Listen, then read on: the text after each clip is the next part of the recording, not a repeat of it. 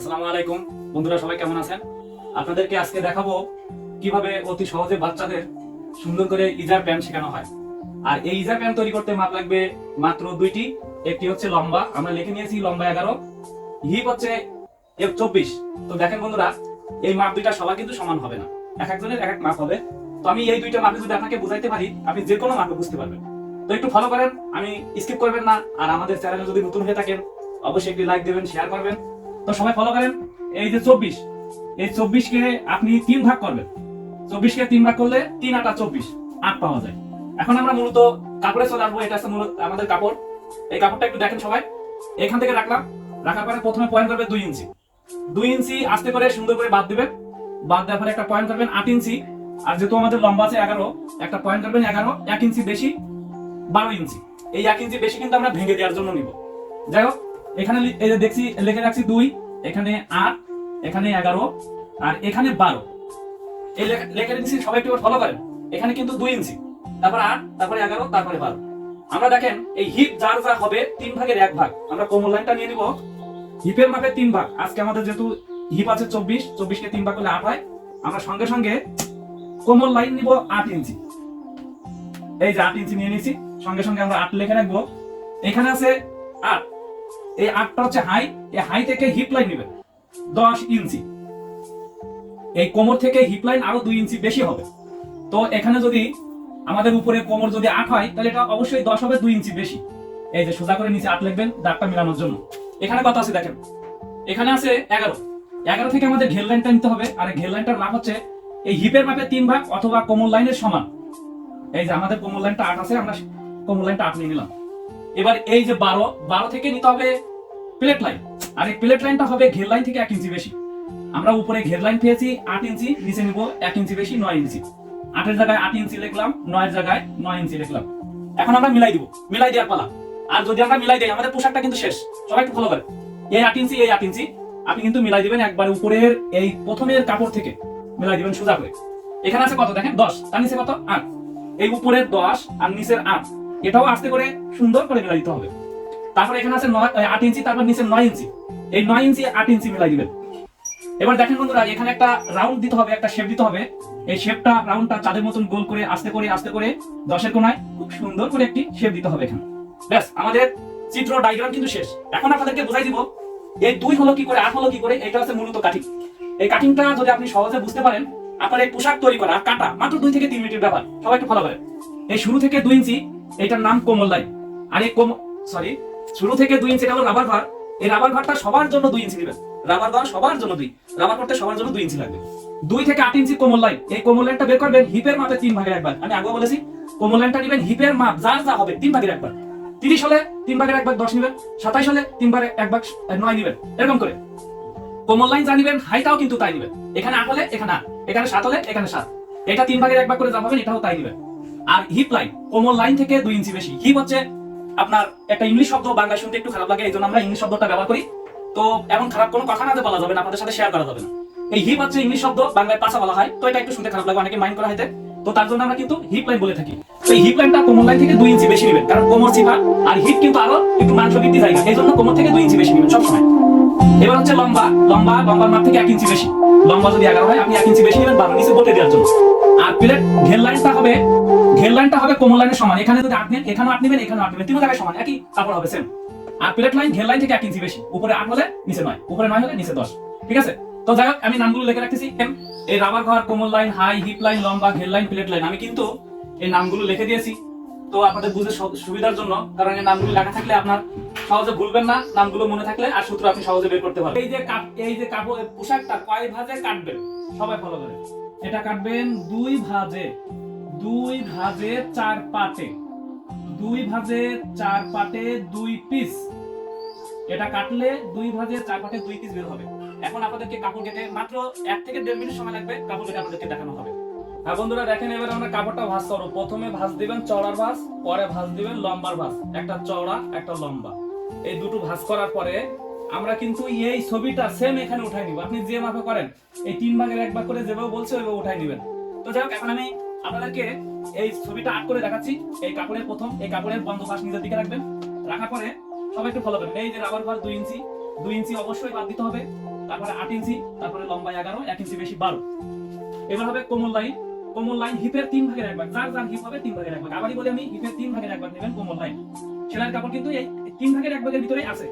এবার heap line হবে কোমল line ছাড়া আরো 2 ইঞ্চি কাপড় বেশি, যেহেতু আমাদের এখানে 8, আমাদের এখানে 10 নিতে হবে।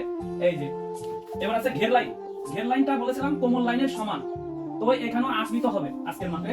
আর এই প্লেট লাইনটা হবে ঘের লাইন ছাড়া 1 ইঞ্চি বেশি। ব্যাস, এখন আমরা মিলাই দেব পয়েন্ট টু পয়েন্ট। এই যে উপর থেকে সোজা করে মিলাই দিব, তারপরে উপরের 10 নিচের 8 মিলাই দিব, এই যা, তারপরে 8 আর 9 মিলাই দিব। এখন দেখেন এখানে আমাদের একটা শেপ বাকি আছে, রাউন্ড বাকি আছে, চাঁদের মতন গোল করে খুব সুন্দর করে শেপটা দিতে হবে। এখন আমরা এটা কাটবো কোথা থেকে, সবাই একটু ফলো করেন।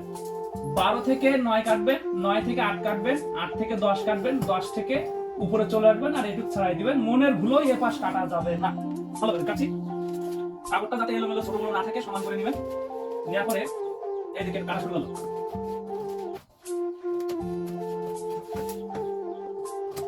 এবার নিচের 8 থেকে উপরে 10 শেপটা চাঁদের মতন গোল করে আস্তে আস্তে সুন্দর করে কাটবেন, কাটতে কাটতে একবার উপরে চলে যাবে। এবার এখান থেকে ভাঁজটা কেটে দিবেন, ভাঁজটা ফ্রাই দিবেন, ভিতর দিয়ে কাটতে পারেন। এখানে রাবার ভাঁজ 2 ইঞ্চি, এই 2 ইঞ্চির এখানে একটা কুট্টুস করে একটা চিহ্ন করে দিবেন, যাতে আপনার বুঝতে সুবিধা হয়। এই যে দাগটা এই পাশের জন্য না লাগে, আপনি এই চিহ্নতেই বুঝতে পারবেন। ভালো করেন, আমরা ভাঁজ খুলবো, খোলার সঙ্গে সঙ্গে আপনি পেয়ে যাবেন 2 পায়ের জন্য 2টা পিস। আমরা লিখে দিয়েছি 2 ভাঁজে 4 পাটের 2 পিস। আমরা 2টা ভাঁজ করেছিলাম, পাট হয়েছে 4টা আর পিস হবে 2টা। এই যে 2টা। এখন সেলাই করবো, মাত্র 1 মিনিটের ভিতরে সেলাই শেষ হয়ে যাবে। সবাই একটু দেখেন। এই যে বাচ্চাদের সুন্দর একটি পোশাক, আপনার বাসার বাচ্চা আছে, সুন্দর করে তৈরি করতে পারবেন আপনি, মাত্র 5 মিনিটেই তৈরি করে দিতে পারবেন। এই যে লম্বা 1 ইঞ্চি, এই 1 ইঞ্চিটাই প্রথমে ভাঙবেন, উল্টা পাশ, যে পাশে কাপড়ের উল্টা, এই উল্টা পাশে 1 ইঞ্চি ভাঙবেন। ঠিক আছে, 1 ইঞ্চি ভাঙার পরে সোজা করে এটার মধ্যে সেলাই দিয়ে দিবেন। এই যে 1 ইঞ্চি আমরা কিন্তু সেলাই করে ফেলছি। নিচে যদি সম্ভব হয় নিচে চিকন করে একটা ভাঁজ দিলেই সুবিধা হবে, তাহলে আপনার কাপড়ের সুতা ওঠার সম্ভাবনা থাকবে না। এটা যা করেছি এটাও তাই, একইভাবে এটাও কিন্তু 1 ইঞ্চি ভাঁজ করে দিব আমরা। লম্বা ছিল 11, আমরা নিয়েছি 12, 1 ইঞ্চি বেশি নিয়েছি, কারণ নিচে এইটা ভাঙতে হবে এর জন্য। তো আমাদের এটাও সেলাই করে দিলাম। এই এবার সবাই একটু ফলো করেন। এই নিচের 1 ইঞ্চি ভাঙার পরে উল্টা বাহিরে রাখতে হবে, যে সেলাইটা করেছেন সেই সেলাইটা বাইরে থাকবে অবশ্যই, আর এই ভাও পাশটা ভিতরে থাকবে, উল্টাটা বাইরে থাকবে। এই সেলাই করেছেন এটা বাহিরে। এবার এখান থেকে এই পর্যন্ত সেলাই দিবেন, এই শেপ পর্যন্ত, হাই পর্যন্ত, রাউন্ড পর্যন্ত, অনেকগুলো নাম আছে আপনাদের, যেটা মনে থাকবে সেই পর্যন্ত সেলাই দিয়ে দিবেন। আমরা কিন্তু সেলাই করতে করতে চলে আসতেছি, সবাই ভালো করেন। এই যে সেলাই করা হয়ে গেছে, এবার সবাই ভালো করেন। এই পাশে যেমন ভাবে সেলাই করেছেন এই পাশেও কিন্তু তেমন ভাবে সেলাই করতে হবে, একইভাবে সেলাই করতে হবে। এই যে আমরা কিন্তু সেলাই করে দিলাম। কেউ মনে ভুলে নিচের এইটুক জন্য সেলাই দিবেন না, এইটুক সেলাই দিলে কিন্তু আপনার পোশাক হবে না।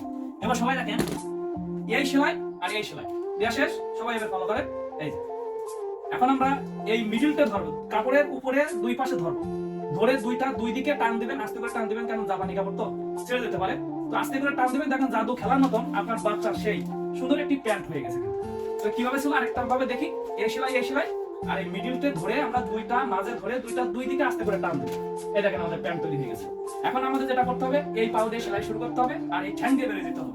সবাই ভালো করে, আমরা এই যে পাউ দিয়ে সেলাই শুরু করলাম আর এই ঠ্যাং দিয়ে আমরা আস্তে আস্তে বেরিয়ে চলে যাব। তো আমাদের এই যে সেলাই কিন্তু হয়ে গেছে। এখন আমাদের বাকি আছে রাবার ঘর 2 ইঞ্চি। এই যে রাবার ঘর 2 ইঞ্চি, এই রাবার ঘর 2 ইঞ্চি, এই পাশে একটা ভাঁজ দিবেন, এই পাশে একটা ভাঁজ দিবেন। এই ভাঁজ দেওয়ার পরে এই কাপড়টাকে ঘোরাবেন, উল্টাবেন। তো দেখেন আমি কিন্তু এই ঘোরাই নিচ্ছি, আপনারা এরকম ঘোরাই নেবেন। বাচ্চাদের একবারে কাস্টমারের দেন আর বাচ্চার দেন, সুন্দর করে তাকে কমপ্লিট করে দিতে হবে, সে কিন্তু আপনার বলে খুশি হয়ে যাবে। তো এই দেখেন আমি কিন্তু সবকিছু কমপ্লিট করে দেওয়া হয়ে গেছে। হ্যাঁ, তো এই দেওয়া হয়ে যাওয়ার পরে আপনি যে রাবার ঘর 2 ইঞ্চি নিয়েছিলেন, সম্ভব তো চিকন করে কাপড়ের মাথা অবশ্যই ভাঙতে হবে। তারপরে এই যে 2 ইঞ্চি ভেঙে দিচ্ছি, 2 ইঞ্চি ভাঙার পরে এই দেখেন, এই 2 ইঞ্চি ভাঙার পরে এই যে 2 ইঞ্চি ভেঙে দিয়েছি। এবার নিচে চতুর কিনারে ঘোরাই একটা সেলাই দিবেন, নিচে এখানে একটু ফাঁকা রাখবেন, এতটুকু ফাঁকা রাখতে হবে, কারণ এখানটা আমাদের রাবার ঢুকাইতে হবে, এই জন্য একটু ফাঁকা রাখতে হবে। তো যাই হোক, সবাই একটু ফলো করেন। আমি কিন্তু আপনাদেরকে বোঝানোর ক্ষেত্রে একটা রাবার দিব, যে রাবারটা বাংলাদেশে কোথাও পাওয়া যাবে না। এই রাবারটা আপনারা দেখে নেন, বাংলাদেশে আমাদের পাশের রাষ্ট্রে যে ইন্ডিয়া, সেখানে পাবেন না, সিঙ্গাপুর, মালয়েশিয়া, দুবাই যেখানে যাবেন এই রাবারটা কিন্তু কোথাও পাবেন না কিনতে। এই রাবারটা শুধু আমার কাছে পাবেন এই দেখেন আমার কাছে আসলে কিন্তু আপনারা এই রাবারটা পাবেন, এই যে রাবার কিন্তু আমি দিয়ে দিচ্ছি। সবাই দেখেন এই রাবার দিলে প্যান কেমন দেখা যায় আপনাদের বোঝানোর ক্ষেত্রে আমি কিন্তু রাবারটা দিয়ে দিচ্ছি। আর আজকে বাচ্চাদের সুন্দর একটি প্যান তৈরি করে দেখালাম। যদি আপনি দেখে খুব আপনার যদি ভালো লেগে থাকে, আমাদের চ্যানেলে যদি আপনি নতুন হয়ে থাকেন, অবশ্যই সাবস্ক্রাইব করবেন, লাইক দিবেন, পাশে থাকবেন, আপনার মতামত জানাবেন। এই দেখেন আমাদের রাবার কিন্তু হয়ে গেছে। তো বন্ধুরা সবাই ভালো থাকবেন, সুস্থ থাকবেন, পরের ভিডিওর জন্য অপেক্ষা করুন। আমরা এরপরে অনেক অনেক সুন্দর সুন্দর ভিডিও আপনাদেরকে উপহার দেবো। ভালো থাকবেন, সুস্থ থাকবেন, আল্লাহ হাফেজ।